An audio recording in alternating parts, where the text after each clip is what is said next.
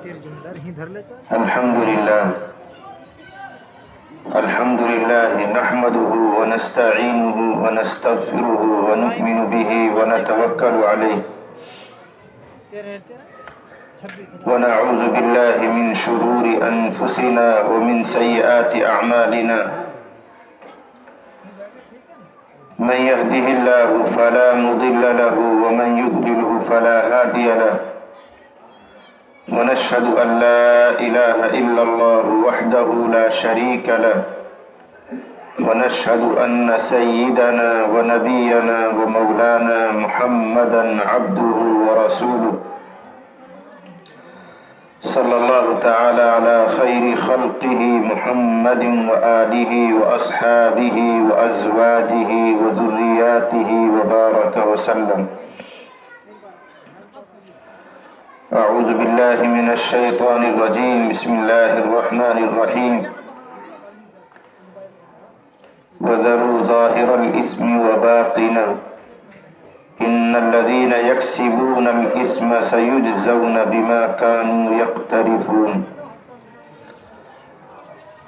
وقال تعالى إن الذين آمنوا والذين هاجروا وجاهدوا في سبيل الله أولئك يرجون رحمة الله والله غفور رحيم.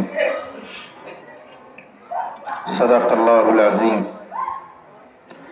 وقال النبي صلى الله عليه وسلم لا يؤمن أحدكم حتى يكون هواه تبعا لما جئت به أو كما قال صلی اللہ علیہ وسلم. بزرگوں اور بھائیوں، نوجوان ساتھیوں، پردہ نشین ہماری مائیں اور بہنیں، سب سے پہلے میں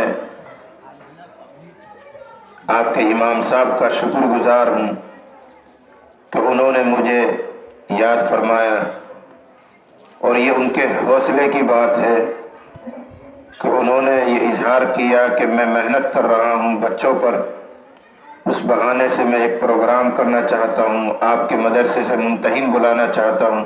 یہ ان کی ہمت اور حوصلے کی بات ہے کہ اتنے بڑے مدرسے سے وہ ممتحن بلائے، امتحان دلوائے. پھر آپ نے نمونے کے طور پر چند بچے دیکھے، میں نے تو 3-4 دیکھے، اثر کے بعد ہو سکتا ہے اور پروگرام ہوا. تو اس سے اندازہ کیا جا سکتا ہے کہ آپ کے امام صاحب اپنے بچوں پر کس قدر محنت کر رہے ہیں. اچھی تقریر پیش کر رہے تھے، اچھی نظم پڑھی ہے، امام صاحب نے خود وہ نظم مرتب کی ہے. اب ہماری بھی کچھ ذمہ داری بنتی ہے. ہماری ذمہ داری یہ بنتی ہے کہ حضرت امام صاحب کی، ان کے استادوں کی، جو بھی ہیں یہاں پڑھانے والے، ہو سکتا ہے کوئی اور بھی ہو، جو پڑھنے والے بچے ہیں، ان سب کی حوصلہ افزائی کرنا یہ ہمارا فرض ہے. اخیر میں ایک بچی کو آپ نے چند لوگوں کو کچھ انعام دیا، ورنہ میں اسی موضوع پر بولنے والا تھا کہ بچے تقریر کر رہے ہیں، کوئی نظم پڑھ رہا ہے، کوئی نعت پڑھ رہا ہے، کوئی کچھ سنا کر جا رہا ہے، اور آپ سب ہاتھ پہ ہاتھ رکھ کر بیٹھے ہوئے، کوئی حوصلہ افزائی نہیں کر رہا تھا. یہ غلط طریقہ ہے. بچوں پہ حوصلے بڑھانے چاہیے، ان کی ہمت کھلتی ہے، شوق پیدا ہوتا ہے. آپ کا صرف 10 روپیہ جائے گا لیکن وہ بلی اچھلے گا، اس کا شوق آگے بڑھے گا، اس کی آرزو بڑھے گی. اگر آپ 10 آدمی مل کے 10 روپے دیں گے، 100 روپے ہو گئے، 200 روپے ہو گئے، لیکن اس کا مستقبل تابناک ہو جائے گا، روشن ہو جائے گا. پھر آپ کے لیے یہ جو 10 روپیہ آپ نے خرچ کیا ہے، یہ اللہ کے راستے میں خرچ کرنا ہے. بچوں کی حوصلہ افزائی کے لیے آپ خرچ کر رہے ہیں، یہ بھی اللہ کے راستے میں ہی خرچہ ہے. ہمارا اور آپ کا دماغ ایسا مانتا ہے کہ مسجد میں لگایا تو اللہ کے راستے میں، علماء کی دعوت کر دی، صدقہ خیرات کر دیا تو اللہ کے راستے میں، مدرسے میں دے دیا تو اللہ کے راستے میں. نہیں، جس چیز کے ذریعے بھی دین کی مدد ہو جائے وہ سب اللہ کے راستے میں. اگر آپ کی حوصلہ افزائی سے یہ بچے علم دین کے شوقین بن جائیں اور آپ کے شوق دلانے سے یہ حافظ ہو جائے، عالم ہو جائے، تو وہ آپ کا 10 روپیہ یقیناً اللہ کے راستے میں خرچ کیا ہوا، وہ صدقہ ہے، وہ خیرات ہے وہ. اور صدقے کو آپ جانتے ہی کتنی اہم چیز ہے. نبی کریم صلی اللہ علیہ وسلم نے ارشاد فرمایا ان الصدقۃ تطفئ غضب الرب. صدقہ کرنا، خیرات کرنا اللہ کے غصے کو بجھا دیتا ہے، ٹھنڈا کر دیتا ہے. ہم نے گناہ کر کر کے، خطائیں کر کر کے، جرائم کر کے اللہ کو غضبناک کیا ہوا ہے، لیکن جب بندے مومن صدقہ کرتا ہے، خیرات کرتا ہے تو اللہ کا غصہ ٹھنڈا ہو جاتا ہے. اور یہ جو صدقہ آپ کر رہے ہیں، بچوں کو دے رہے ہیں، یہ بھی خیرات ہے، یہ بھی صدقہ ہے. اس لیے ایسے موقعوں کو ہاتھ سے نہیں جانا دینا چاہیے. اور جو پہل کرے گا، شروعات کرے گا، اس کو دیکھ کر جتنے لوگ خرچ کریں گے ان سب کے برابر اجر اس کو ملے. آپ تو سب گونگے بہرے بن کے بیٹھے ہوئے تھے، کسی کی جیب میں ہاتھ ہی نہیں جا رہا تھا. صدقہ اور خیرات ایک عظیم نعمت ہے، ایک بڑی مہربانی ہے اللہ تعالیٰ کی طرف سے اہل ایمان پر. جب یہ بات چل پڑی تو میں تھوڑا عرض کروں. اللہ تعالیٰ نے زمین کو پیدا فرمایا، یہ حدیث مشکات میں موجود ہے.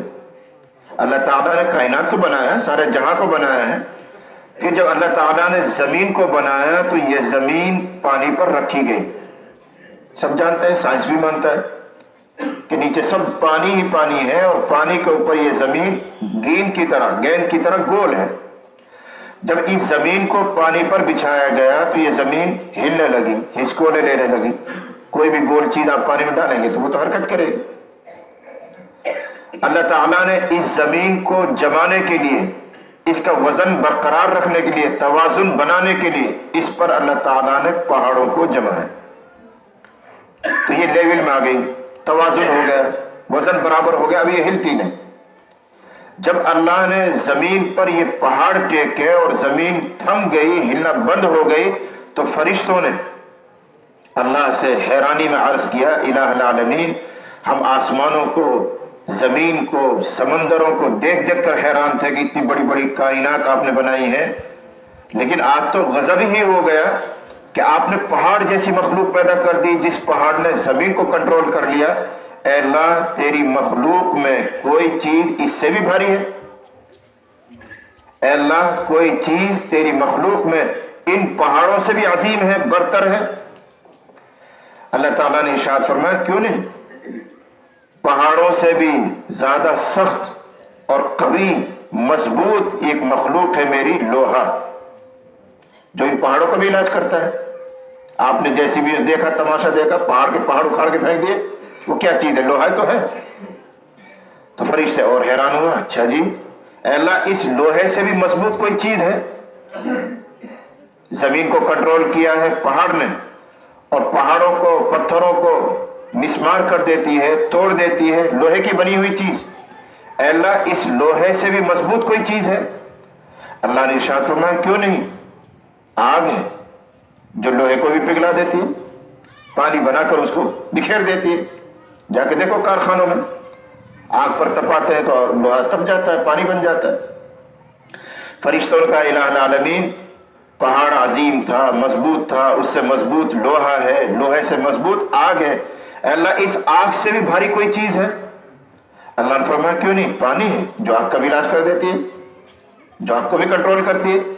کہ اللہ، اس سے بھی بھاری کوئی چیز ہے؟ ہاں، فرمایا ہوا ہے، اس سے بھی بھاری چیز ہوا ہے. آخر منو کہ اللہ، ان سب سے بھاری کوئی چیز ہے؟ یہی مجھے آپ کو سنانا ہے. اے اللہ، اس سے بھی بھاری، اس سے بھی بھاری جو آپ نے بتائی ہے، ان سے بھی عظیم اور مضبوط اور قوی کوئی اور چیز ہے؟ اللہ نے ارشاد فرمایا ہاں، صدقۃ ابن آدم، ابن آدم کی خیرات، انسان کا کیا ہوا صدقہ، وہ تو میرے غصے کو ہی بجھا دیتا ہے. اللہ بڑے ہیں، اللہ کا غصہ بھی کتنا بڑا رہے گا جب وہ اتنا بڑا ہے، لیکن انسان کا کیا ہوا صدقہ اتنا عظیم ہے کہ اللہ کہتا ہے اس سے میرا غصہ بھی ٹھنڈا ہو جاتا ہے. اور یہ مسجد میں دینا، اپنے امام صاحب کے لیے دینا، ان بچوں کو دینا، امام صاحب کی ضروریات کا خیال کرنا، میں اللہ کے گھر میں بیٹھ کر بڑی ذمہ داری سے کہہ رہا ہوں، یہ سب بھی صدقہ اور خیرات ہے. اور اللہ کے یہاں ادھار نہیں ہے، ہر معاملے کا بدلہ اللہ کے یہاں نقد ہے، ہر معاملے کا نقد اللہ تعالیٰ کے یہاں. بعض واقعات آپ کو ایسے ملیں گے، حدیث قدسی میں ایک قصہ آتا ہے، ایک عورت بیٹھ کر اپنے گھر میں، ہماری مائیں اور بہنیں بھی بیٹھی ہوئی ہیں، دھیان سے سنیں تھوڑا سا. ایک عورت اپنے گھر میں بیٹھی ہوئی تھی اور پلیٹ میں کھانے کی کوئی چیز لے کر کھانے والی تھی، ہاتھ میں لقمہ اٹھایا اور منہ کی طرف لے جا رہی. اتنے میں ایک سائل آیا، بھکاری آیا. اس نے آواز لگائی کہ اللہ کے واسطے، اللہ کے نام پر مجھے کچھ دیجیے، میں بھوکا ہوں. اس عورت کے گھر میں اس پلیٹ میں موجود چیز کے علاوہ کوئی اور کھانے کی چیز نہیں تھی، بس وہی تھی جس سے اس کا پیٹ بھر سکتا تھا. اور وہ لقمہ بھی اٹھ کر منہ کی طرف جا رہا تھا. اس نے اس بھکاری کی آواز سنی، سائل کی آواز سنی، تو وہ جاتا ہوا لقمہ واپس پلیٹ میں رکھا اور اس بھکاری کو اللہ کے نام پر وہ چیز صدقہ کر دی. بھائی تو پکڑ، اللہ میرا پیٹ کہیں اور سے بھرے گا. وہ لے کر چلا گیا. اللہ کے ہاں تو ہر چیز لکھی جاتی ہے، محفوظ کی جاتی ہے، بندے کا کوئی عمل ضائع نہیں ہوتا ہے، کوئی نیکی ناقدری میں نہیں جاتی ہے، اللہ قدر کرتے ہیں. کچھ دنوں کے بعد ایک عجیب قصہ ان کے گھر میں پیش آیا. اس عورت کے گھر میں ہوا یہ کہ اس کا چھوٹا سا بچہ گھر کے باہر کھیل رہا تھا، معصوم سا بچہ جس نے ابھی مشکل سے پاؤں بھی نہیں لیے تھے. جنگل سے ایک بھیڑیا آیا دوڑتے ہوئے اور منہ میں اس کے بچے کو، عورت کے بچے کو منہ میں پکڑا اور لے کر بھاگا. بھیڑیا کو تو گوشت چاہیے، اب وہ لے کر بچے کو بھاگ رہی ہے. حدیث میں آیا وہ قصہ ہے. اب وہ بھیڑیا اس بچے کو لے کر بھاگ رہا ہے، عورت اس کے پیچھے ہے کہ بھیڑیا میرا بچہ چھوڑ، بھیڑیا میرا بچہ چھوڑ. بھیڑیا کیوں چھوڑے گا؟ اس کو تو خوراک ہاتھ لگی. لے کر بھاگا جا رہا. اللہ تعالیٰ نے فرشتے کو بھیجا کہ جاؤ اس بھیڑیے کے منہ میں سے اس بچے کو چھڑاؤ. بھیڑیے کے منہ میں سے عورت کا یہ بچہ چھڑاؤ. فرشتہ آنن فانن آیا، اس کو ان سے گاڑی کرنی تھی، ٹکٹ کرنی تھی، لمحہ بھر میں زمین پر، اور بھیڑیے کے منہ میں سے وہ بچہ اس نے چھڑایا. اب فرشتہ عرض کر رہا ہے اللہ آپ کا حکم پورا ہو گیا، میں نے بچہ بھیڑیے کے منہ میں سے نکال لیا، اب کیا حکم ہے؟ اللہ نے فرمایا اب تم انسان کی شکل میں جاؤ.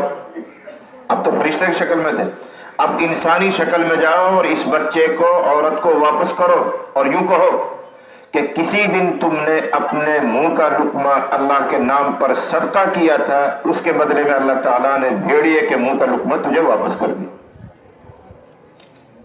بھیڑیے کا لقمہ بڑھ رہا تھا نہیں وہ بچہ، لیکن اس عورت نے اپنے منہ کا لقمہ اللہ کے نام پر صدقہ کیا تھا. آج اللہ تعالیٰ نے اس کے بدلے میں بھیڑیے کے منہ کا لقمہ تجھے واپس کر دیا. یہ ہے خیرات، یہ ہے صدقہ. اس سے اللہ تعالیٰ بلائیں ٹالتا ہے، مصیبتیں ٹالتا ہے. اور سب سے بڑی خیر یہ ہے کہ ہر مومن کی تمنا ہے کہ وہ حسن خاتمہ کو پائے.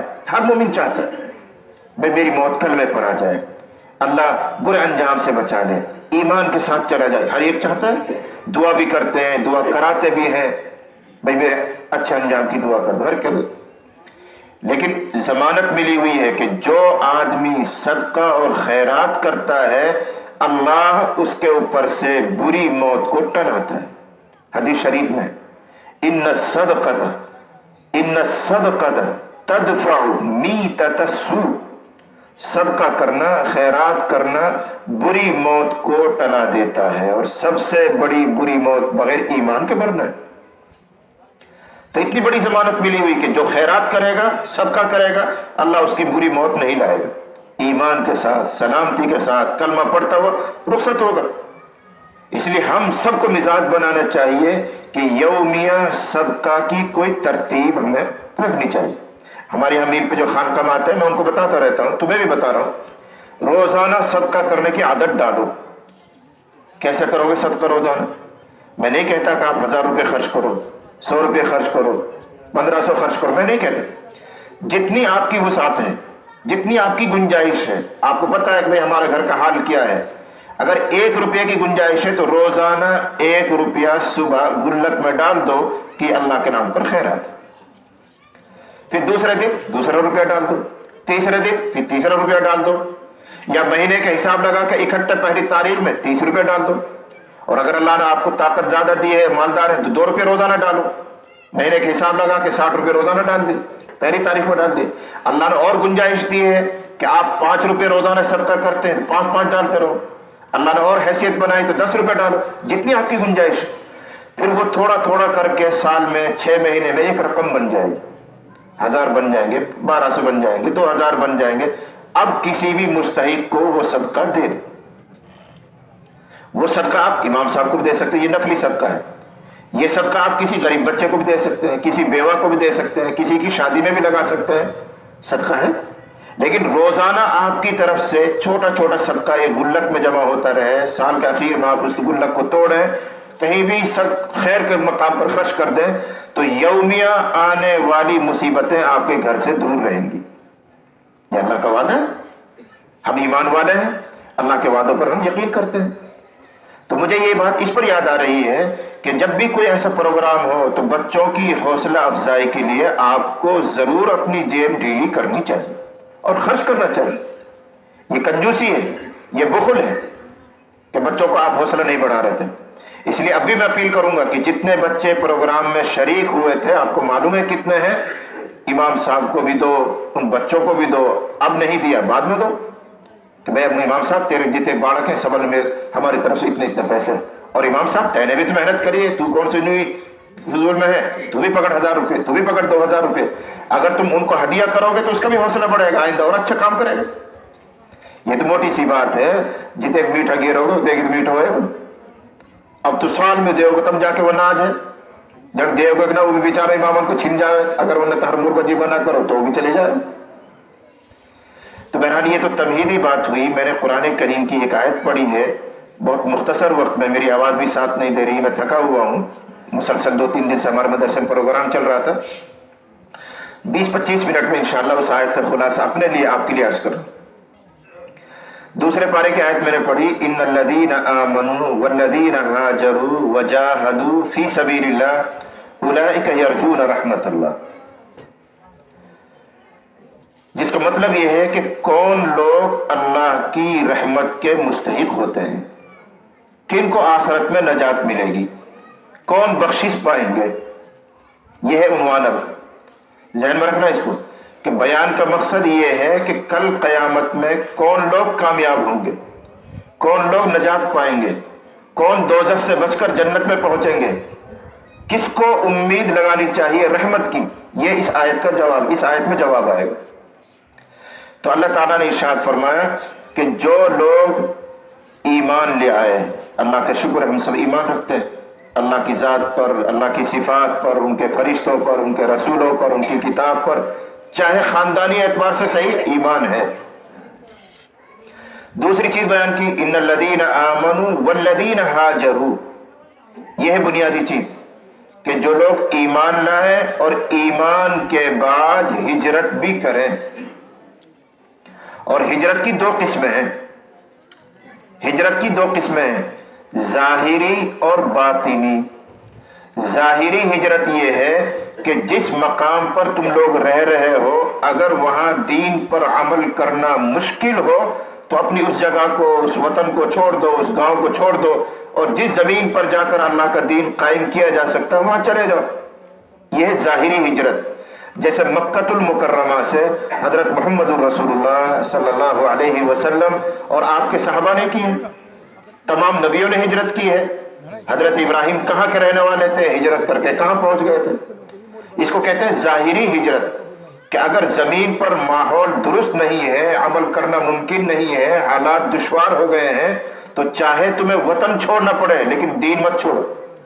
वतन छोड़कर ऐसी जगह चला जाओ जहां तुम दीन पर अमल कर सको, यह भी फर्ज है।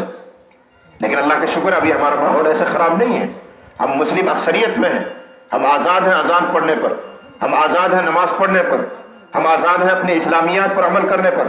तो हमारे ऊपर जाहिरी हिजरत फर्ज नहीं है। अल्लाह न करे कि ऐसा हालात खराब हो तो हिजरत भी करनी पड़ सकती।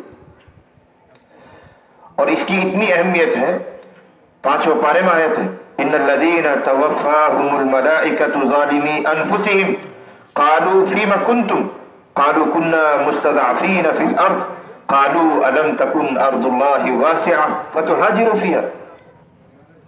जो जालिम होते हैं, कसूरवार होते हैं, खताकार होते हैं, इस्लाम पर पूरा अमल नहीं करते, जब फरिश्ते उनकी जान निकालते हैं और फरिश्ते जानते हैं कि ये बदकार है, फासिक है, गुनहगार है, तो फरिश्ते लान तान करते हैं, क्या बात है तूने अमल नहीं किया, क्यों ऐसा मनहूस था। نماز کیوں نہیں قائم کرتا تھا, زکات کیوں نہیں دیتا تھا, دین پر عمل کیوں نہیں کیا, فرشتے اس کو لام تام کرتا ہے.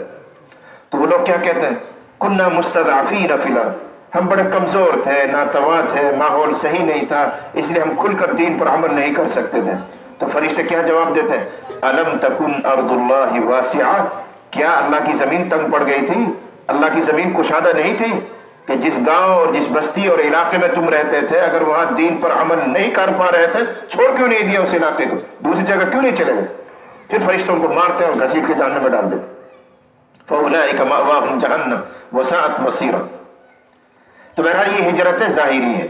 حضرت صلی اللہ علیہ وسلم نے بھی ظاہری ہجرت کی ہے, صحابہ نے بھی کی ہے, اور لوگوں نے بھی کی ہے, لیکن یہاں یہ مراد نہیں. ایک دوسری ہجرت ہے, ہجرت باطنی, وہ ہم پر ہر حال میں ہر مسلمان مرد اور عورت پر فرض ہے. ہر مرد پر, ہر عورت پر, ہر بالغ پر وہ ہجرت ہم سب پر ہمیشہ فرض ہے. وہ کیا ہے, گناہوں سے باز آنا, گناہوں سے رکنا, اس کو ہجرت باطنی کہتے ہیں. بخاری شریف میں ہے, نبی نے ارشاد فرمایا, المہاجر من ہجر ما نہى اللہ عنہ, المہاجر من ہجر ما نہى اللہ عنہ.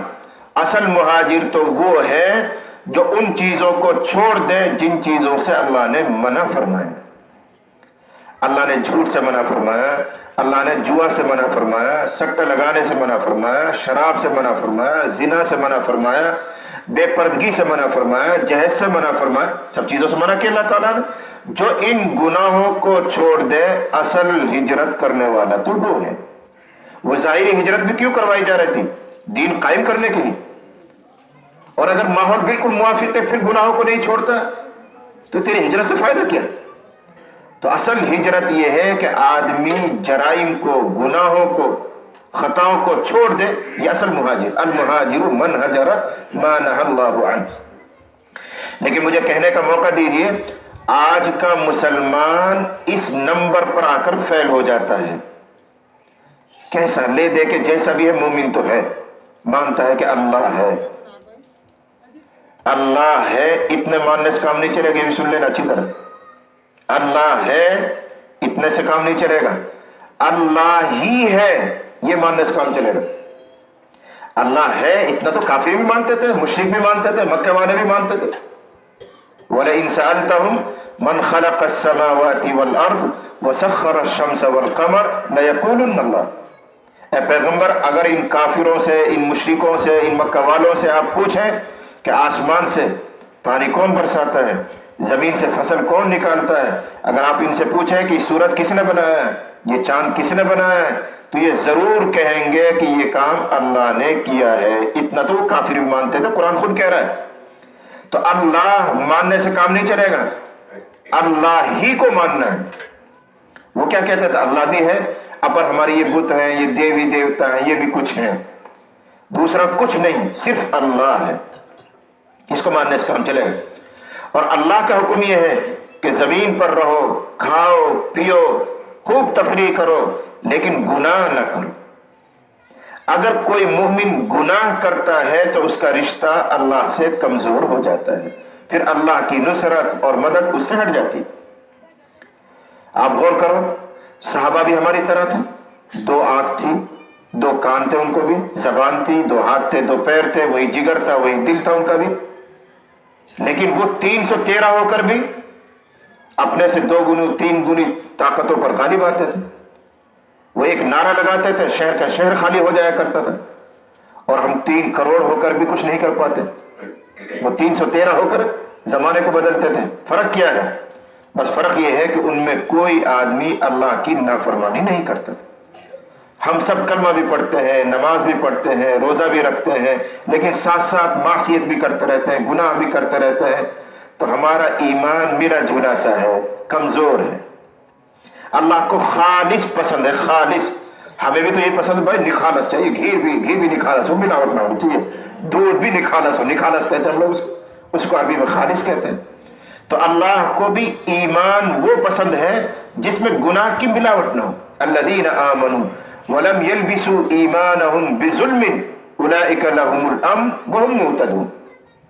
یہ 7واں پارے میں الذین آمنوا, وہ لوگ جو ایمان لائے وَلَمْ يَلْبِسُوا إِيمَانَهُمْ بِظُلْمٍ، اور انہوں نے اپنے ایمان کو ظلم کے ساتھ ملایا نہیں، کل قیامت میں ان کے لیے جان بخشی ہے۔ اولئک لہم الامن وہم المہتدون، یہی کامیاب اور راہیاب ہیں۔ اور ہم سب کون ہیں؟ مومن تو ہیں، لیکن اپنے ایمان کے ساتھ ہم نے ظلم کو ملایا ہوا ہے، گناہوں کو ملایا ہوا ہے۔ ایسے لوگوں کے لیے آخرت میں امن نہیں ہے، جان پھنسے گی، مصیبت میں کھڑے ہو جائیں گے۔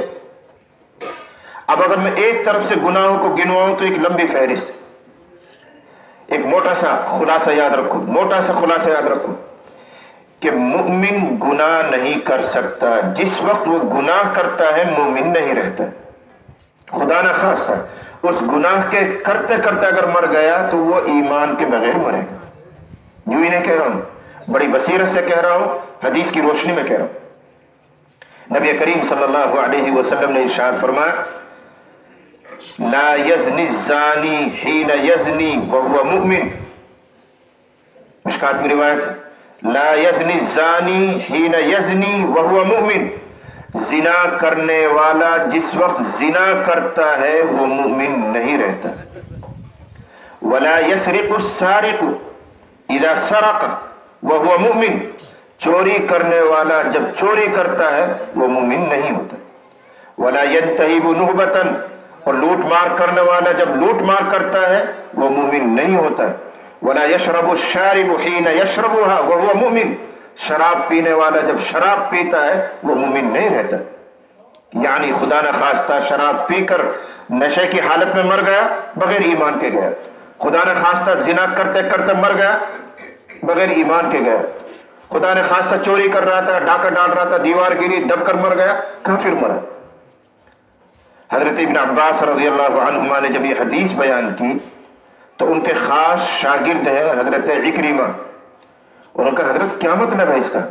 تو انہوں نے مثال دے کر بتایا یوں، ایک ہاتھ کی انگلیوں کو دوسرے ہاتھ کی انگلیوں میں ایسے داخل کیا اور فرمایا مومن کے دل میں ایمان ایسا گھسا رہتا ہے، اندر بیٹھا رہتا ہے، لیکن جب وہ گناہ کرتا ہے تو ایمان نکل کر اوپر چلا جاتا ہے، چھجے کی طرح، سائبان کی طرح۔ جب تک گناہ میں مبتلا ہے ایمان اس کے باہر ہے، جب گناہ کر کے فارغ ہو جائے تو پھر ایمان واپس آ جاتا ہے، لیکن اس وقفے میں اگر خدا نہ خواستہ موت آ گئی تو بغیر ایمان۔ یہ ابن عباس رضی اللہ عنہما نے اس کی شرح کر کے بتلایا۔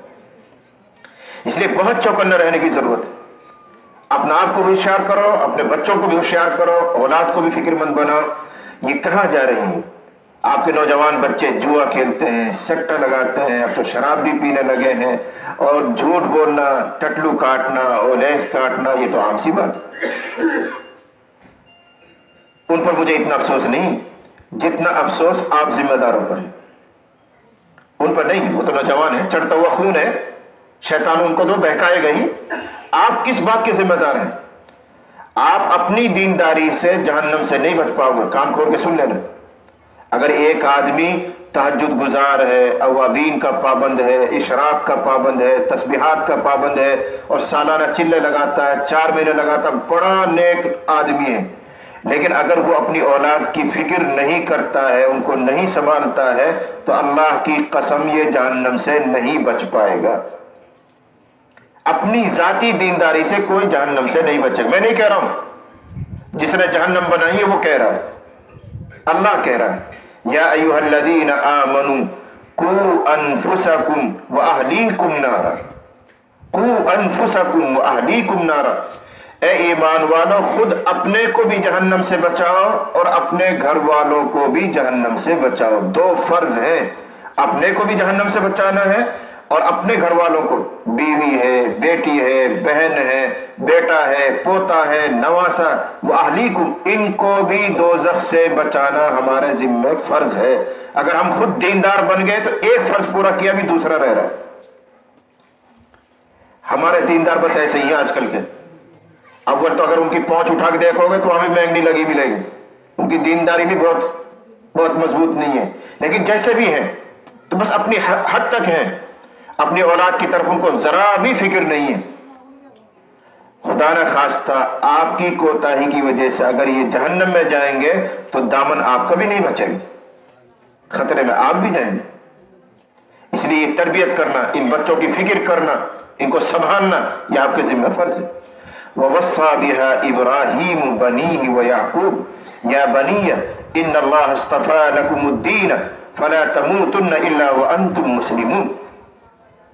اللہ تعالیٰ نے حضرت ابراہیم، ان کے بیٹے، ان کے نواسوں، ان سب کا تذکرہ کیا ہے کہ جب ان کی وفات ہوتی تھی تو اپنے اولادوں کو یہ وصیت کرتے تھے، اے میرے بچوں، اے میرے پوتوں، اے میرے نواسوں، اے میری بیٹیوں، تمہیں ایمان کی حالت میں، اسلام کی حالت میں موت آنی چاہیے، ایمان اور اسلام کو مت چھوڑ دینا. یہ اپنے بچوں کو وہ وصیت کرتے تھے.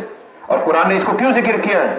تاکہ قیامت تک کے مسلمان اس سبق کو سیکھیں کہ دنیا سے رخصت ہوں تو اس حال میں رخصت ہوں وہ اپنی اولاد کے بارے میں پورے طور پر مطمئن کہ یہ ایمان پر رہیں گے، اسلام پر رہیں گے، دین پر قائم رہیں گے. لیکن آج کی نوجوان تو ہاتھوں سے نکلی جا رہی ہے، کسی کو کوئی پرواہ نہیں ہے، کوئی امر بالمعروف نہیں کرتا، کوئی نہی عن المنکر نہیں کرتا. کھلی آنکھوں سے دیکھ رہے ہیں کہ گناہ ہو رہا ہے، سٹا لگا رہے ہیں، جوا کھیل رہے ہیں، شراب پی رہے ہیں اور بے حیائی کے کام کر رہے ہیں، لیکن پارٹی بندی کی وجہ سے کوئی کسی سے کچھ نہیں کہتا. ان کے ہاں یاد رکھنا، اگر امر بالمعروف نہیں کرو گے، لوگوں کو بھلائی کا حکم نہیں کرو گے، برائی سے نہیں روکو گے، اگر خدا نہ خواستہ آسمان سے کوئی پکڑ آئی تو تم بھی نہیں بچو گے، وہ تو جائیں گے ہی جائیں گے، تم بھی ہلاک ہو جاؤ. امر بالمعروف کا مطلب ہے بھلائی کا حکم کرنا، یہ ایک فرض ہے، اور نہی عن المنکر، برائی سے روکنا، یہ بھی فرض ہے. نبی کریم صلی اللہ علیہ وسلم نے ارشاد فرمایا من رأى منکم منکرا فلیغیرہ بیدہ، جو تم میں سے کوئی برائی دیکھے تو پہلا درجہ یہ ہے کہ اپنی طاقت سے روکے. پہلا درجہ یہ ہے، ایمان کا تقاضا یہ ہے کہ برائی کو ہونے نہ دے، اپنی طاقت سے روکے. اکیلا ہے تو 10-5 آدمی اکٹھا کریں، ایک قوت بنائیں، پھر اس برائی کو روکے. پھر بھی نہیں روکتی ہے تو ایک جماعت تشکیل دو، ایک جماعت بناؤ، جو جماعت بھلائی کا حکم کرے، برائی سے روکے، چاہے پنچایت بناؤ، چاہے کچھ بھی بناؤ. یہ ہمارے ذمہ فرض ہے، طاقت سے روکنا. من رأى منکم منکرا فلیغیرہ بیدہ فإن لم یستطع، اگر نہیں ہے اتنا دم کہ ہاتھ سے روکے، فبلسانہ، تو کم سے کم زبان سے تو روکو. جیسے ہم کر دیتے ہیں یہ کام، آپ کے گاؤں آ رہے ہیں، زبان سے کہہ کے جا رہے ہیں. ہمارے وقت تھوڑی آ رہتے ہیں جو طاقت کا استعمال کریں گے، آپ رہتے ہیں، آپ طاقت کے استعمال کی. اور اگر اتنا بھی نہیں کر پاؤ کہ بھئی طاقت سے روکو برائی کو، زبان سے روکو، یہ ہمت نہیں ہے، تو کم سے کم برائی کو دل سے برا جانو. یہ ایمان کا ادنا درجہ ہے، یہ بالکل گھٹیا درجہ ہے. نبی کریم صلی اللہ علیہ وسلم نے ایک مثال دے کر سمجھایا امر بالمعروف اور نہی عن المنکر کی اہمیت کو بتانے کے لیے. ارشاد فرمایا کہ ایسے سمجھو جیسے ایک سمندر ہے، اس میں سفر کرنے کے لیے ایک کشتی کی ضرورت ہے. اب کشتی میں لوگ سوار ہوئے، کچھ نیچے کی منزل میں، کچھ اوپر کی منزل میں. بڑے بڑے جہاز ہوتے ہیں، آپ لوگوں نے دیکھ لیے ہوں گے، تو موبائل وغیرہ آپ سب دیکھتے رہتے ہیں. تو کئی کئی منزل کا جہاز ہوتا ہے پانی کا. تو نبی ارشاد فرما رہے ہیں کہ ایسا سمجھو کہ 2 منزل کا ایک پانی کا جہاز ہے. اس کی نچلی منزل میں کچھ لوگ ہیں، کچھ اوپر کی منزل میں ہیں. اب نچلی منزل والے اوپر منزل میں بار بار آتے جاتے ہیں پانی کے لیے، کھانے کے لیے، فنا کے لیے. تو اوپری منزل والوں کو تکلیف ہوتی ہے، کبھی پانی گرا دیتے ہیں، کبھی آواز کرتے ہیں، کبھی کچھ کرتے ہیں، ان کو سونے نہیں دے رہے، آرام نہیں کرنے دے رہے. تو اوپر کی منزل والوں کا یہاں بتایا کرو، ہمیں تم تنگ کر رکھا ہے، تم نیچے رہا کرو، تو اپنی ضرورت تم نیچے پوری کرو.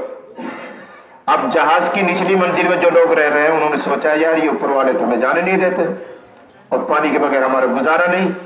استنجا کے لیے بھی چاہیے، ہاتھ پاؤں دھونے کے لیے بھی چاہیے، وضو کے لیے بھی چاہیے، برتن دھونے کے لیے بھی چاہیے، کیا کریں؟ تو انہوں نے کلہاڑی لی، اور جو جہاز پانی پر چل رہا ہے لکڑی کا ہوتا ہے، اس کی نیچے تلیٹ میں اب وہ نچلی منزل میں سوراخ کر رہے ہیں. کیوں؟ سمجھداری ان کی دیکھو کہ پانی کے اوپر یہ جہاز چل رہا ہے، تو نیچے سے پانی آئے گا، ہمارا کام چلے گا. اوپر والی منزل والے کھٹا کھٹ آواز سن کر نیچے آئے، کیا ہو رہا ہے؟ اب کھڑ کھڑ تماشا دیکھ رہے ہیں، کیا کر رہے ہو؟ ہم تو تخت توڑ رہے ہیں یہاں سے تاکہ آسانی سے پاس پانی لے لیں، تم دینے نہیں دیتے ہو، ہماری ضرورت یہاں سے پوری ہو جائے گی، تخت توڑ رہے. اب اگر یہ اوپر والے یوں سوچیں کہ ہم تو اوپر کی منزل میں ہیں، سورج ڈوبیں گے تو یہ ڈوبیں گے، تو بتائیے سمجھداری ہے کہ بیوقوفی ہے؟ بیوقوفی کی بات ہے. نبی نے ارشاد فرمایا اگر ان لوگوں نے، اوپر کی منزل والوں نے ان کے ہاتھ روک لیے تو خود بھی بچ جائیں گے، ان کو بھی بچا لیں گے، اور اگر ان کے ہاتھ نہیں پکڑے تو خود بھی ڈوبیں گے، ان کو بھی لے کے ڈوبیں گے۔ یہ جو گناہ کر رہے ہیں، ٹٹلو کاٹ رہے ہیں، جوا کھیل رہے ہیں، سٹا لگا رہے ہیں، زنا کر رہے ہیں، شراب پی رہے ہیں، اولیکس کاٹ رہے ہیں، یہ وہ ہیں جو ہماری نجات کی کشتی میں کلہاڑی مار رہے ہیں۔ اگر ہم نے ان کا ہاتھ نہیں پکڑا تو یہ ہمیں بھی لے کے غرق ہو جائیں گے، ہمیں بھی ڈوبیں گے، آسمان کی آفت آئیں گی پکڑ لیں گے۔ صحیح حدیث موجود ہے، حضرت ام سلمہ رضی اللہ عنہا نے فرمایا انہلک وفینا الصالحون یا رسول اللہ، انہلک وفینا الصالحون یا رسول اللہ، اے اللہ کے نبی کیا ہم ہلاک ہو سکتے ہیں؟ بعض محدثین نے انہلک پڑھا، کیا ہمیں عذاب کے ذریعے تباہ کیا جا سکتا ہے، برباد کیا جا سکتا ہے جبکہ ہمارے درمیان نیک لوگ موجود ہوں؟ یہ 4 مہینے والے ہیں، یہ چلے والے ہیں، یہ سال لگائے ہوئے ہیں، یہ حافظ جی صاحب ہیں، یہ مولانا صاحب ہیں، یہ مدرسے بھی ہیں، یہ مکتب بھی ہیں، کیا ان نیک لوگوں کی موجودگی میں بھی آسمان سے زمین سے کوئی عذاب آ سکتا ہے؟ ام سلمہ پوچھ رہی ہیں۔ نبی کریم صلی اللہ علیہ وسلم نے ارشاد فرمایا نعم اذا کثر الخبث، ہاں ہاں نیک لوگوں کے موجود ہوتے ہوئے بھی آسمانی زمینی پکڑ آ سکتی ہے جب گناہ عام ہو جائے۔ آج گناہ عام ہو چکے ہیں، کوئی دو رائے نہیں ہے، کھلم کھلا گناہ ہو رہا۔ میوات میں غور کرو کون سے گناہ جو نہیں ہو رہا، کون سے گناہ مجھے بتاؤ، فلاں گناہ ہی نہیں ہوتا یار، سارے گناہ ایک ساتھ ساری بستیوں میں ہو رہے ہیں اور ہم تماشا دیکھ رہے ہیں بیٹھ کر، یہ بالکل ایسے ہی جیسے اپنے ہاتھ سے ان کلہاڑے مارتے ہوئے کو ہم دیکھ رہے ہیں اور روک نہیں رہے، اللہ کے عذاب کو ہم دعوت دے رہے ہیں۔ تو قرآن میں نجات پانے کے لیے، اللہ کی رحمت کا امیدوار ہونے کے لیے دوسری صفت یہ بیان کی گئی ہے کہ وہ گناہوں سے بچنے والے ہوں، ہجرت باطنی کرتے ہوں۔ ان الذین آمنوا والذین ہاجروا، اس لیے ان بچوں پر کنٹرول کرو، اپنی اولاد پر کنٹرول کرو، خود اپنے آپ کو بھی کنٹرول کرو۔ اب ماحول کو دیکھ کر بہت اچھی طرح وہ حدیث سمجھ میں آتی ہے، ہر چیز کا ایک دور ہوتا ہے، ایک زمانہ ہوتا ہے سمجھنے کے لیے۔ نبی نے ارشاد فرمایا ہر امت میں ایک نہ ایک فتنہ آزمائش اللہ تعالیٰ نے رکھی ہے، ہر امت میں کوئی نہ کوئی آزمائش کی چیز رکھی ہے۔ ان لکل امت فتنۃ، ہر امت کے لیے آزمائش اور فتنے کی کوئی نہ کوئی چیز اللہ نے رکھی ہے۔ وفتنۃ امتی المال، اور میری امت کی آزمائش مال کے ذریعے ہوگی۔ آج وہی حرص ہے، بس پیسہ ہونا چاہیے، کہیں سے بھی آئے، حلال آئے حرام آئے، کسی کا گلا کاٹ کر آئے، کسی کی زمین دبا کر آئے، کہیں سے بھی آئے، آج یہ فتنہ ہے کہ نہیں؟ ہر امت کے لیے ایک آزمائش، یہ جانچنے کی چیز ہوگی کہ یہ مومن ہے کہ نہیں ہے، یہ اللہ کو مانتا ہے کہ نہیں مانتا ہے۔ تو اس امت کا امتحان روپیہ پیسے کے ذریعے ہوگا کہ یہ امت اس قدر مال کی بھوکی ہو جائے گی کہ ان کو یہ پرواہ نہیں ہوگی اللہ راضی ہوتا ہے یا ناراض ہوتا ہے، دین بچتا ہے کہ برباد ہوتا ہے، بس پیسہ چاہیے۔ آج وہی ہے، نہ میراث دے رہے ہو، جہیز لے رہے ہو، مانگ مانگ کر جہیز لے رہے ہو، ٹٹلو کاٹ رہے ہو، گندے کاروبار کر رہے ہو، حرام کما رہے ہو، اسے دین نہیں بچتا ہے۔ چاہے کتنی نمازیں پڑھ لو، چاہے جتنے چلے لگا لو، چاہے خانقاہوں میں تسبیحات پڑھو، اللہ کی قسم، پھر کہہ رہا ہوں اللہ کی قسم، ایک لقمہ بھی اگر آپ کے پیٹ میں حرام کا جاتا ہے تو آپ کی 70 سال کی عبادت بھی قبول نہیں ہوگی۔ صرف دعویٰ نہیں کر رہا ہوں، دلیل دوں گا، حدیث پیش کروں گا، ایک بھی بات چیلنج کر رہا ہوں، میں علماء بیٹھے ہوں گے، اگر تمہیں لگے کہ یہ بہت زیادہ سخت بات کر رہا ہے، اس کے پاس کوئی دلیل نہیں ہے، اب مجھ سے دلیل مانگو، کھلی کتاب کی طرح بیان کر رہا ہوں کہ اگر ایک لقمہ بھی حرام کا ہے آپ کے پاس، آپ کے پیٹ میں، تو آپ کی کوئی عبادت قبول نہیں ہو رہی ہے۔ انما یتقبل اللہ من المتقین، اللہ تعالیٰ تو محتاط لوگوں کی عبادت کو قبول کرتا ہے، پرہیزگار لوگوں کی عبادت کو قبول کرتا ہے، یہ قرآن کہہ رہا ہے۔ حدیث کی طرف آؤ، نبی علیہ الصلوۃ والسلام نے ایک مثال دے کر فرمایا من اشترى ثوبا ب10 دراہم فیہ درہم حرام، جس آدمی نے 10 روپے میں کوئی کپڑا خریدا، کوئی ساپی خریدی، کوئی لنگی خریدی، کرتے کا کپڑا خریدا، عورتوں نے دوپٹہ خریدا، کوئی بھی چیز، ایک مثال دی حضور نے کہ کسی آدمی نے 10 درہم میں 10 روپے میں کوئی چیز خریدی، 9 درہم 9 روپے اس میں حلال کے ہیں اور 1 صرف حرام کا ہے.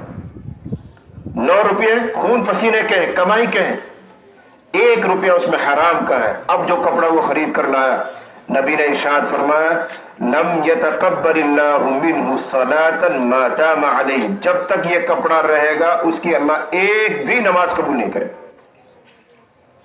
اور جس کے 10 درہم حرام کے ہوں، یہ ایک درہم حرام ہے، 9 حلال ہے، تب یہ حال ہے.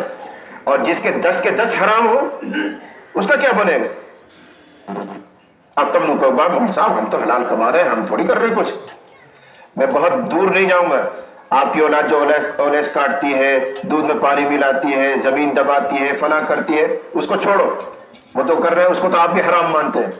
لیکن کچھ چیزیں ایسی ہیں جن کو آپ لے رہے ہیں، استعمال کر رہے ہیں، کھا رہے ہیں، پی رہے ہیں، لیکن آپ کے ذہن میں بھی یہ بات نہیں آتی کہ یہ حرام ہے.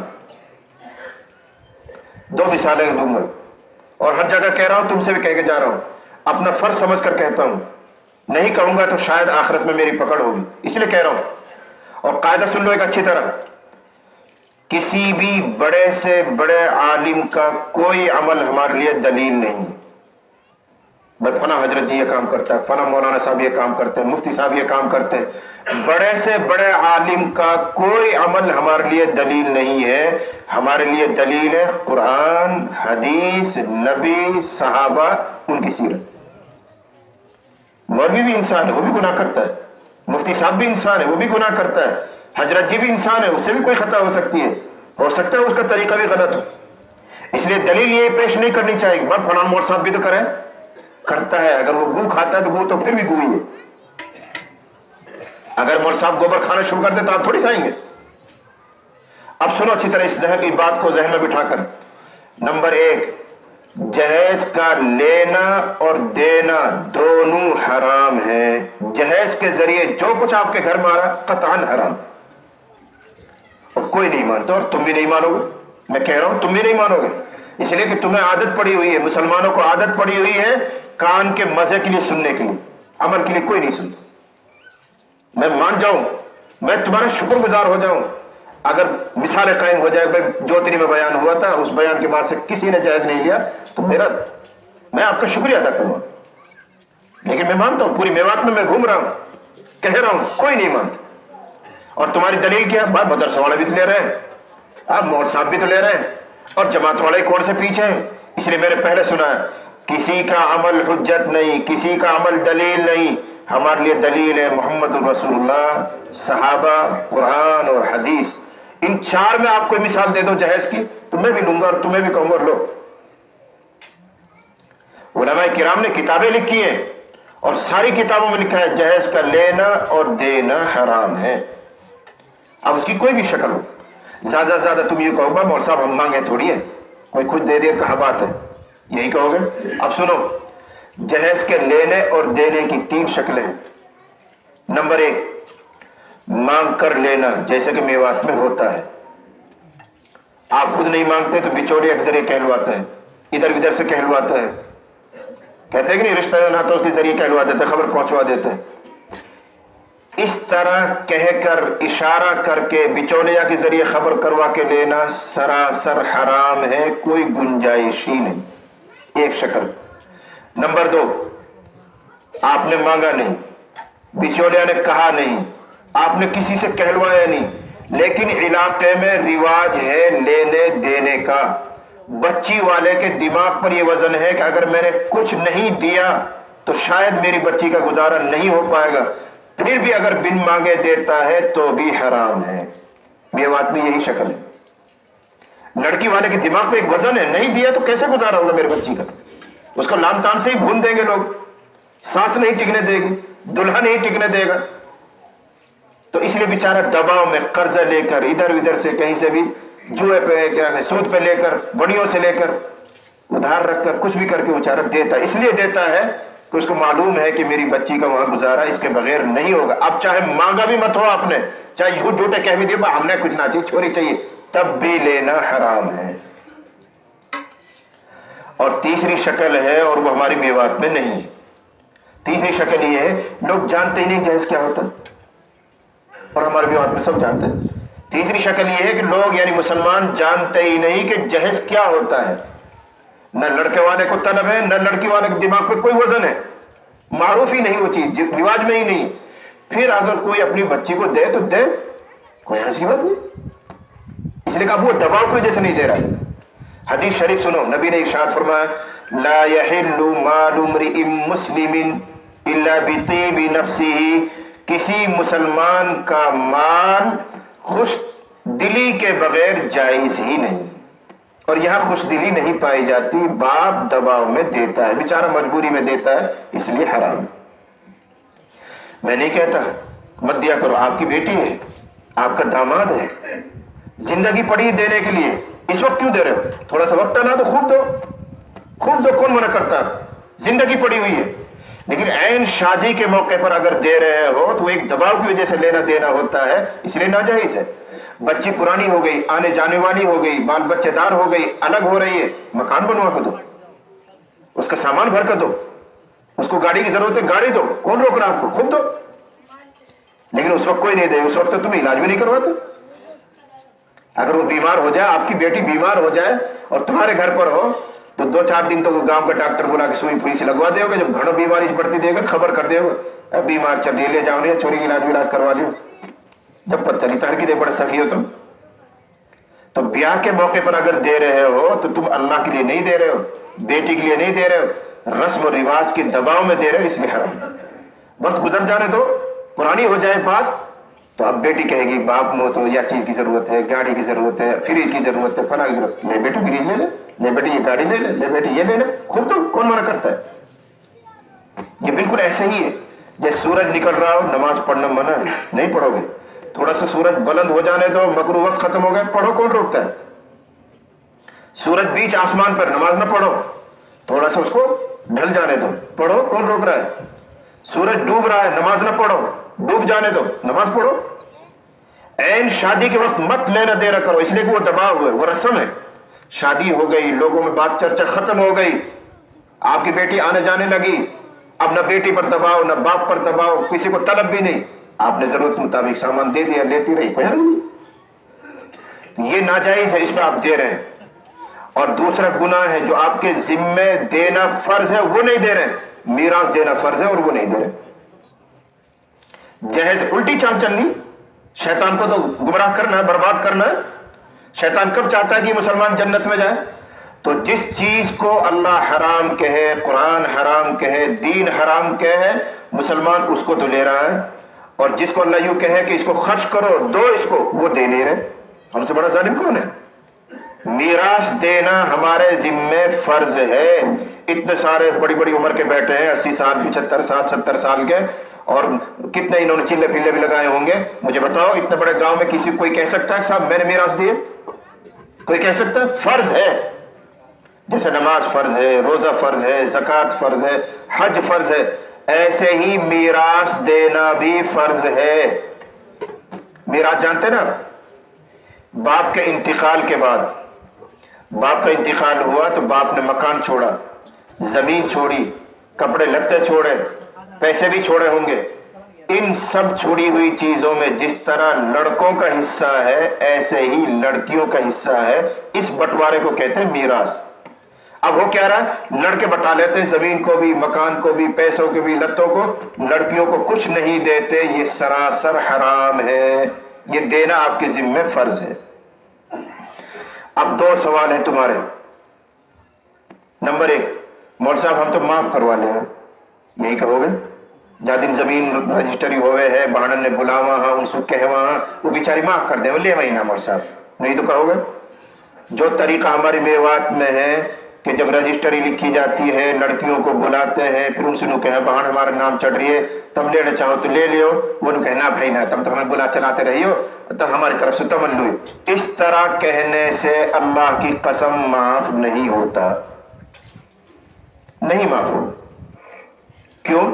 تم دینا نہیں چاہ رہے، تم تو ویسے بلا کے پوچھ رہے فرضی واڑا نا، جیسے انگوٹھا لگا دے، تم دینا نہیں چاہ رہے، اللہ کی قسم دینا نہیں چاہ رہے، تمہارے دل میں نیت ہی نہیں کہ دے بھی دے، ویسے پوچھ رہے نام چاہ رہے کہ ایک وجہ۔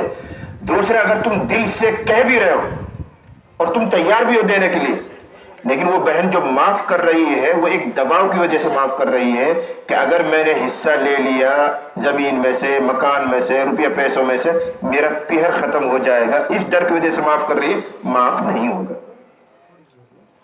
تو تم ہزار ہاتھ جوڑ کے کہو، بھائی میں سچے دل سے کہہ رہا ہوں، لے لے اپنی زمین میں سے حصہ لے لے، لیکن اس کے دماغ میں یہ ہوا بیٹھا ہوا ہے کہ جیسے ہی میں نے میراث لی، بھائی بھی، بھاوج بھی سب ٹوٹ جائیں گے، میرا پہر ختم ہو جائے گا۔ اس دباؤ کی وجہ سے وہ بیچاری معاف کرتی ہے، اس لیے معاف نہیں ہوگا۔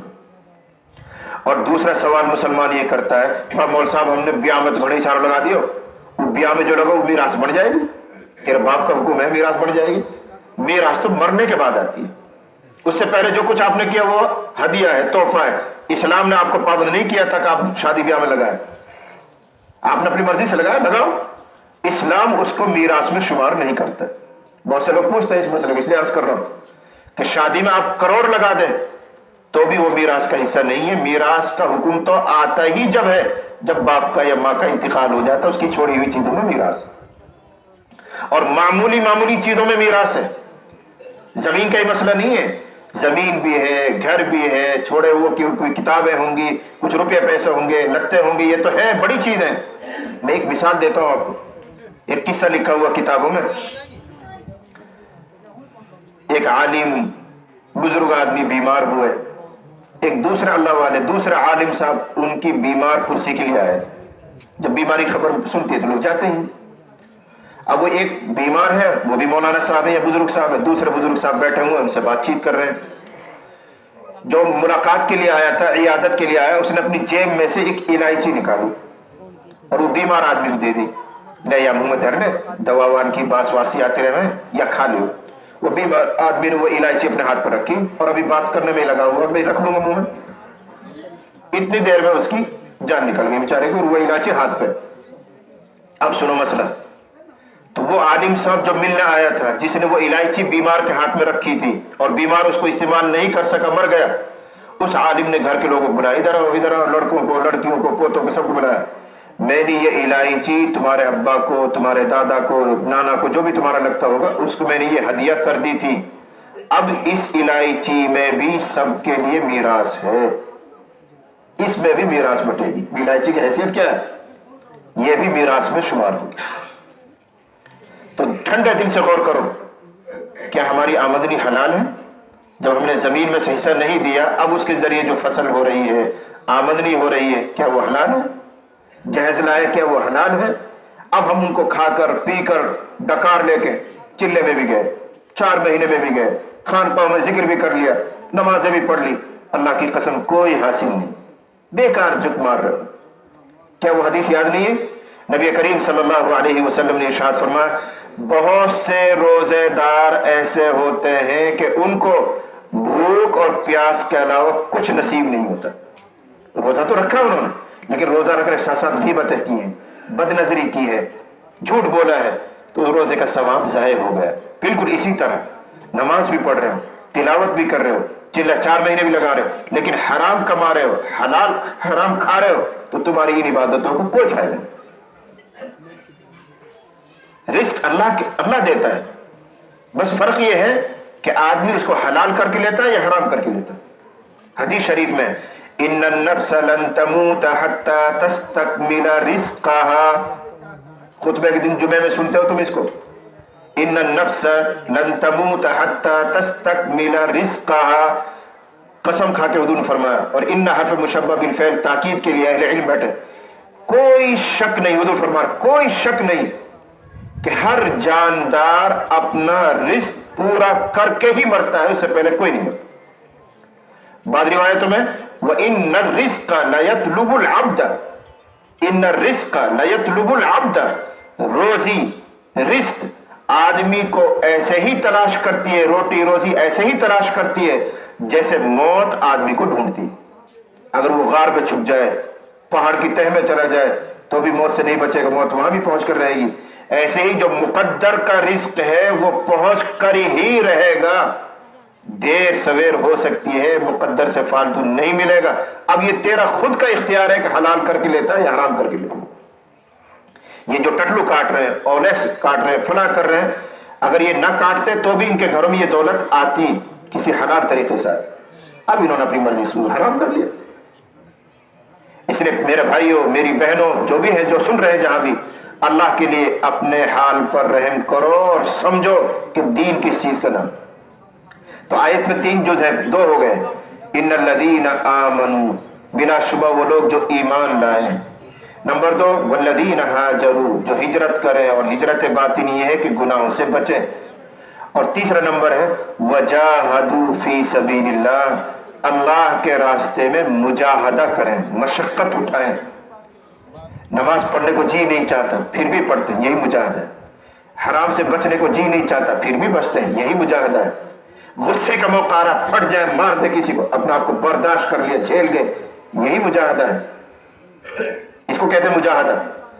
अब सुनो, उलाइका यरजून रहमतल्लाह, जो इन कामों को करेंगे कि ईमान लाए, गुनाहों से बचें, फिर दीन पर अमल करने के लिए मशक्कत को बर्दाश्त करें, ये अल्लाह की रहमत के उम्मीदवार हैं, इनके लिए है मग़फ़िरत। जो करते धरते कुछ नहीं, न नमाज के, न रोजे के, न ज़कात के, न सदका के, न खैरात के, न सच्चाई इख्तियार करेंगे, न माँ बाप की खिदमत करेंगे, और क्या कहेंगे, अल्लाह बड़ा गफूर रहीम है, अल्लाह माफ कर दे। बस ये शैतानी धोखा है। बहुत साफ लफ्जों में कह के जा रहा हूं, शैतानी धोखा है। ये अल्लाह पर झूठ बोलना है, ये अल्लाह को जालिम कहना है। अल्लाह से पूछो, अल्लाह आपकी रहमत, आपकी मग़फ़िरत किनको मिलेगी? तो ये आयत बता रही है कि जो ईमान और हिजरत, मुजाहदा इख्तियार करते हैं, उनको अल्लाह की रहमत मिलती है। इन्ना रहमतल्लाहि करीबुम मिनल मुहसिनीन, अल्लाह की रहमत नेकों के करीब है, गुनहगारों के करीब नहीं है। अफनजअलुल मुस्लिमीन कल मुजरिमीन मा लकुम कैफ तहकुमून, ये सब कुरान की आयत है। अफनजअलुल मुस्लिमीन, क्या हम मानने वालों को और न मानने वालों को बराबर कर देंगे? तुम्हारी अकल कहां गई? कैसा फैसला करते हो? ये अल्लाह कह रहा है। एक वो है जो अल्लाह को मान कर चल रहा है, अल्लाह के अहकाम को मान रहा है, हलाल को इख्तियार करता है, हराम से बच रहा है। एक वो जिसको कोई परवाह नहीं। तो अल्लाह कह रहा है क्या हम दोनों को बराबर कर देंगे? नहीं, जिसने अपनी मनमानी की है वो कहीं और जाएगा, जिसने अल्लाह की मन की बात पूरी की है वो जन्नत में जाएगा। ये कुरान की आयत है जो मैं पढ़कर सुना रहा हूं, इसलिए धोखे मत रहना। अल्लाह बहुत माफ करने वाला है, अल्लाह बड़ा रहीम है, अल्लाह करीम है, बेशक करीम है, बेशक रहीम है, लेकिन शदीदुल इक़ाब भी तो है, सख्त सजा देने वाला है। वला यूसिकु वसाक़हु अहद, उस जैसी गिरफ्त कोई कर नहीं सकता है। इन्न बत्श रब्बिका लशदीद, ये भी तो आयत है।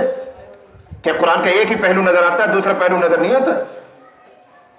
अगर वो पकड़ करने पर आए तो उस जैसी पकड़ कोई नहीं करेगा, वो सख्त अज़ाब देने वाला है। अल्लाह ने जन्नत बनाई है तो दोज़ख भी तो बनाई है, और अल्लाह ने जन्नत और दोज़ख दोनों से वादा किया है कि तुम दोनों का पेट भरना मेरे ऊपर जरूरी है, मैं तुम दोनों का पेट भरूंगा। और किससे भरेगा? इंसानों से भरेगा। उसमें जानवर नहीं जाएंगे, ये गधे घोड़े नहीं जाएंगे जन्नत जो दोज़ख में, इंसानों से। वक़ूदुहा अन्नास वल हिजारा, वल हिजारा तो तमहीद कह लीजिए, ईंधन कह लीजिए, लेकिन उसकी जो खुराक है वो तो इंसान है। इसलिए अपने हाल पर रहम करो और दीन की हकीकत को समझो, गुनाहों से अपने आप को बचाओ। हम बूढ़े हो गए, अभी तक तो दाढ़ी चेहरे पर नहीं, अभी तक तो सुन्नत के मुताबिक लिबास नहीं। तुम्हारे नौजवानों को देखकर हमें सलाम करने की हिम्मत नहीं होती। कानों में बाली पहने हुए, गले में डोरी डाल रखी है, हाथ में काला धागा बांध रखा है, देख के यूं नहीं लगता कि मुसलमान भी। कोई गलत कह रहा हूं? देखो अपने बच्चों को देखो, तुम्हारे बच्चे हैं, वो बेटे हैं, पोते हैं, नवासे हैं, दाढ़ी भी साफ है, एंड पैंट पहन रखी है, कान में बाली भी है, गले में चैन डाल रखी है, हाथ में धागा बांध रखा। अब तो एक और नौसत चली, पाँव में भी काला धागा बांधते हैं। इससे बढ़िया तुम भंगी हो जाओ। मुसलमान का नुत्फा क्यों है? मुसलमान का खून क्यों है? जाओ भंगी बनो। अल्लाह की धरती में कोई कमी थोड़ी अच्छी मारो की भंगी होगी, बनो जाती। क्या तुम्हारे पास अपना लिबास नहीं है? तुम्हारे पास अपनी तहजीब नहीं है? तुम्हारे पास रसूलुल्लाह का तरीका नहीं है? क्या तुम जमीन पर इस तरह बनकर रहना चाहते हो कि अल्लाह का गजब पर तुम पर नाजिल हो? अल्लाह के बंदे तो ऐसे भी होते हैं जमीन पर, जब वो चलते हैं तो उनका चलना भी अल्लाह को अच्छा लगता है, जब वो सो जाते हैं तो अल्लाह को उनका सोना भी अच्छा लगता है। ऐसे भी बंदे होते हैं, और ऐसे भी होते हैं उनका उठना और बैठना, चलना और फिरना अल्लाह को पसंद नहीं आता। जमीन रोजाना उनसे कहती है तो फिर ले, जब तक तुझे मेरी कमर पर फिरना है, एक दिन मरकर तू मेरे पास आएगा, जब तू देख तेरे साथ क्या करती हूँ। फिर उसको जमीन भेजती है, एक तरफ की पसलियां दूसरे पसली में घुस जाती। ये सब हदीस है। इस अंजाम को क्यों भूले पड़े हो? कब तक जियोगे? कब तक जियोगे? इस उम्मत की उम्र तो अल्लाह ताला ने वैसे ही बहुत छोटी छोटी रखी है। मिशका तिरमिज़ी में रिवायत है, नबी ने इरशाद फरमाया, अअमार उम्मती मिन 60 इला 70। और अब इसका खासा तजर्बा हो रहा है। अअमार उम्मती मिन 60 इला 70 व अक़ल्लुहुम मन युजाविज़। नबी ने इरशाद फरमाया, मेरी उम्मत की उम्र 60 से 70 के बीच में है। और अब तब खूब देख लो गौर करके, 65-70 की लपेट में अक्सर जा रहे हैं, और भी पहले भी जा रहे हैं, 50-55 में भी जा रहे हैं, 50-45 में भी जा रहे हैं, और अच्छे बिच्छे हैं, सेहतमंद हैं, रात को खूब खाया पिया, ऐश किया, मस्त की, खूब बात की, सुबह का रुखसत हो गए। कितनी मौत हुई अभी इसी महीने में? तो कहा कुछ ना बस अटैक हो गया, बिल्कुल सही है, बढ़िया अटैक हो गया। क्या इस अंजाम से बेखबर हो? कौन जाएगा तुम्हारे साथ कब्र में? तुम अकेले ही जाओ, तुम्हारा अमल तुम्हारे साथ जाएगा। ये बीवी, ये बच्चे, ये जो सोसाइटियां हैं, कौम है, बिरादरियां, ये तुम्हारे साथ कब्र में नहीं जाएंगी। नबी करीम सल्लल्लाहु अलैहि वसल्लम ने इरशाद फरमाया, जब मय्यत यानी किसी आदमी का इंतकाल होता है तो उसके साथ 3 चीजें कब्र तक जाती हैं, 2 वापस आ जाती हैं, एक उसके अंदर जाती है। तो बेहतर हुए जो साथ जाए। कौन जाता है? अहलुहु व मालुहु व अमलुहु। जब जनाजा लेकर चलते हैं तो घर वाले भी साथ चल रहे हैं बेचारे। चारपाई है, चारपाई पे कफन कपड़ा डाल रखा है, चादर है, उसका माल चल रहा है उसके साथ साथ। और तीसरी चीज उसकी अमल है। कब्र में जनाजे को उतारेंगे तो चारपाई भी बाहर रहेगी, चादर भी बाहर रहेगी, घर वाले भी मिट्टी डाल के वापस आ जाएंगे। साथ क्या गया? अमल गया है। नबी ने इरशाद फरमाया, जो तुम्हारे साथ जाता है उसका ख्याल करो। इस अंजाम को न भूलो। छोटों को भी जाना है, बड़ों को भी जाना है, मर्दों को भी जाना है, औरतों को भी जाना है। अल्लाह के लिए अल्लाह के अहकाम को पूरा करो। तो आज की गुफ्तगू का खलासा सिर्फ इतना है कि अल्लाह की मगफिरत और रहमत के हकदार वो लोग होते हैं जो अमल की पाबंदी करते हैं। जो अमल न करें वो गलत उम्मीद कायम करते हैं। उसकी मिसाल बिल्कुल इसी तरह है कि जमीन को हम जोते भी नहीं, उसमें बीज भी न डालें, फिर उसमें न हल लगाएं, न पानी डालें, और उम्मीद लगा के बैठ जाए भाई सबसे बढ़िया फसल मेरी आएगी। है कोई ऐसा उम्मीदवार? कोई नहीं है। पहले क्या काम करना है? जमीन भी जोतेंगे, बीज भी डालेंगे, पानी भी डालेंगे, अब अल्लाह से उम्मीद लगावे भाई मेहनत करी, कुछ ना कुछ फल मिले भाई। ऐसे ही आखिरत के लिए जब अहकाम की पाबंदी करोगे तो ये आखिरत की कामयाबी का बीज तुमने डाल दिया है, अब अल्लाह से रहमत की उम्मीद लगाओ। जब बीज ही नहीं डाल रहे हो आखिरत के लिए तो कामयाबी की उम्मीद क्यों लगाते? अल्लाह ऐसा जुल्म नहीं करेगा। जो कर रहा है वो पाएगा, जो नहीं कर रहा है वो खसारे में जाएगा। पूरा कुरान इसी हकीकत से भरा हुआ है। अल्लाह ताला मुझे भी, आपको भी, तमाम सुनने वालों को, सुनने वालियों को अमल की सआदत और तौफीक अता फरमाए। व आखिर दावाना अल्हम्दुलिल्लाहि रब्बिल आलमीन। अल्लाह आपको जज़ाए खैर दे कि आपने पुरसुकून माहौल में बातें सुनी है। अल्लाह सबको खुश नसीबी दोनों जगह की अता फरमाए।